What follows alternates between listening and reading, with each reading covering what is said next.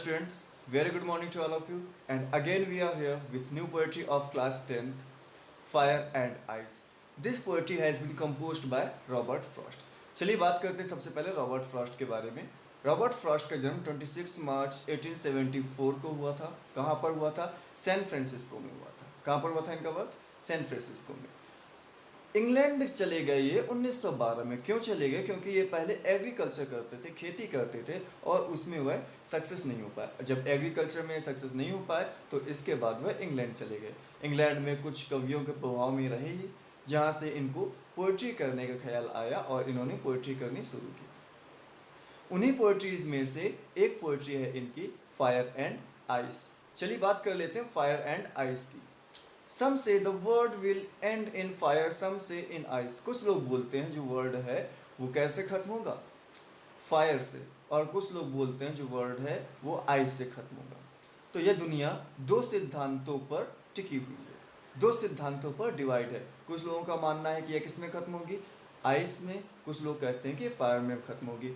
जो हमारे पोएट हैं वह दोनों सिद्धांतों पे वर्क करेंगे अलग अलग। सबसे पहले बात करते हैं हम फायर की।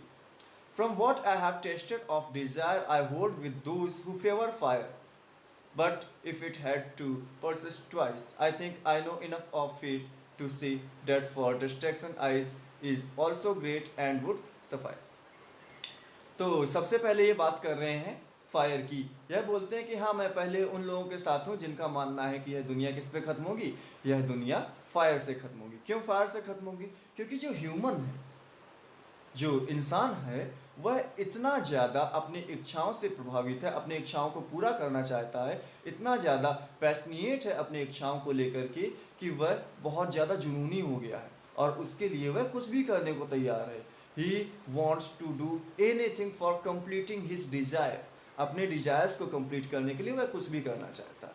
तो इसलिए एक दिन ऐसा आएगा कि यह पूरी दुनिया, जो ये पूरा संसार है, पूरा वर्ल्ड है, यह इस संसार के जो लोग हैं अपने इच्छाओं को पूरा करने के लिए इस दुनिया को खत्म कर देंगे। यह सतह इतनी गर्म हो जाएगी, यह पृथ्वी इतनी गर्म हो जाएगी कि यह ब्लास्ट हो जाएगी, भस्म हो जाएगी, जला करके राख कर देगी सब कुछ को।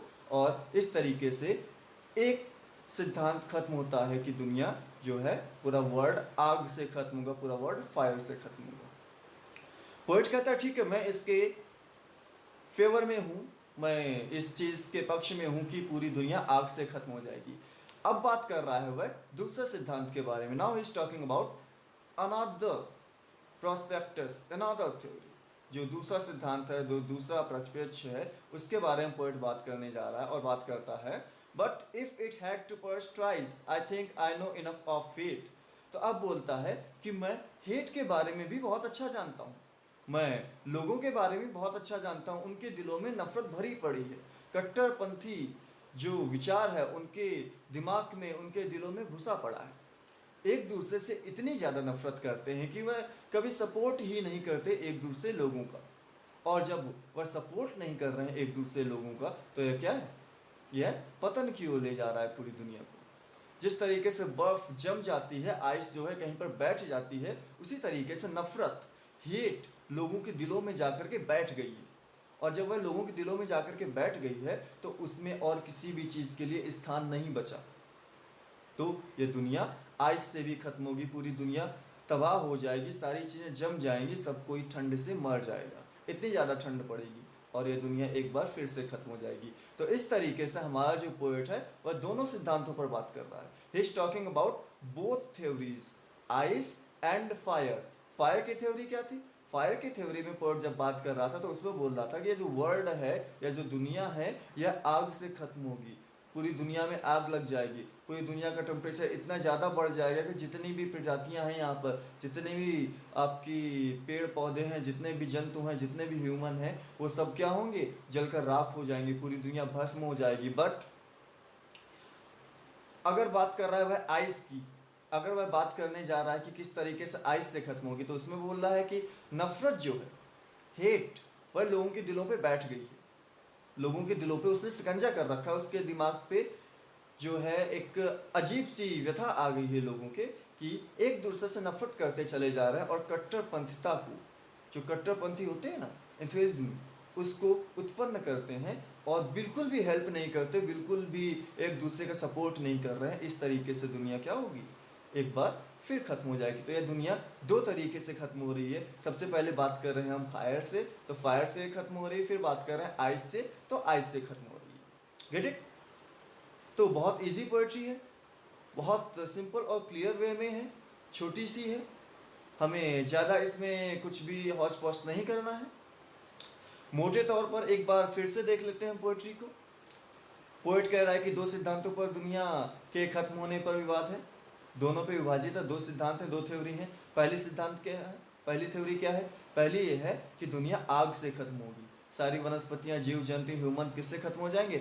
आग से। पृथ्वी की सतह बहुत ज़्यादा गर्म हो जाएगी और यह आग से खत्म हो जाएगी, ब्लास्ट हो जाएगी, भस्म हो जाएगी, राख हो जाएगी पूरी पृथ्वी जलकर। दूसरी तरफ बोलता है कि मैं उस फेवर में जाकर के देखता हूँ एक बार आइस के, कि लोगों का क्या मानना है, किस तरीके से यह बर्फ़ से खत्म होगी। तो यहाँ पर बर्फ़ में जब बात करता है, आइस की बात करता है, तो बोलता है हेट के बारे में। किसके बारे में बोल रहा है? हेट के बारे में। पहले वाले में था डिजायर, लोग अपने काम करने में इतना ज़्यादा पैशनेट हो गए, इतना ज़्यादा जुनूनी हो गए अपनी इच्छाओं को पूरा करने में कि वह दुनिया को ख़त्म करने की कगार पर ले जा रहे हैं। और आइस में क्या है? लोगों के दिमाग में, लोगों के दिलों में कट्टरपंथिता, नफरत उत्पन्न हो चुकी है, वह बैठ गई है। किस तरीके से बैठ गई? जैसे बर्फ़ होती है उस तरीके से जम गई लोगों के दिमाग में। तो पूरी दुनिया बर्फ़ से ख़त्म हो जाएगी, पूरी दुनिया जम जाएगी। जैसे कट्टरपंथिता जमी हुई है, जैसे लोगों के दिमाग में, दिल में एक ईर्ष्या लोगों के प्रति जमी हुई है, उसी तरीके से पूरी दुनिया जम जाएगी बर्फ़ से। ठीक है? और सब कुछ खत्म हो जाएगा। तो इस तरीके से दो सिद्धांतों पे पोइट्री डिवाइड है। और अगर हम बात करें क्वेश्चन आंसर की, तो वो भी बहुत इजी होंगे, बट अगर हम शॉर्ट आंसर या लॉन्ग आंसर की बात करें तो थोड़ा सा एक्सप्लेनेटिव होगा। हमें उसमें अपने अकॉर्डिंग वर्ड्स लिखने होंगे, किस तरीके से हम दुनिया को डिवाइड कर रहे हैं दो पार्ट्स में अकॉर्डिंग टू पोएट। और वो आपको मैंने क्लियर कर दिया है, दोनों पार्ट्स में इच्छाएं क्या क्या हैं, किस तरीके से अपनी इच्छाओं को पूरा किया जा रहा है, किस तरीके से ये नहीं देखा जा रहा कहाँ पर विनाश हो रहा है, कहाँ पर लाभ हो रहा है। तो लाभ का तो खैर सवाल बहुत कम है, विनाश ही हो रहा है चारों ओर। और दूसरे तरीके से किस तरीके से लोग एक दूसरे से नफरत कर रहे हैं। तो आपकी यह पोइट्री यहीं पर कंप्लीट होती है। I hope you got the poetry in a great way.